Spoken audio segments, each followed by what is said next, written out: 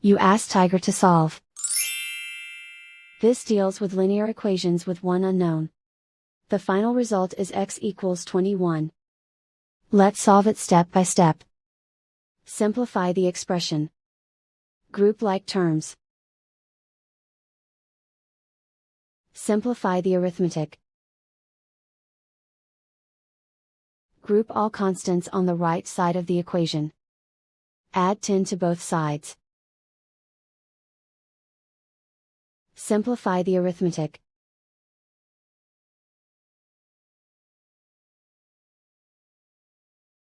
Isolate the x. Multiply both sides by inverse fraction 3/2. Group like terms. Multiply the coefficients. Simplify the fraction. Multiply the fractions. Simplify the arithmetic. And so the final result is x equals 21.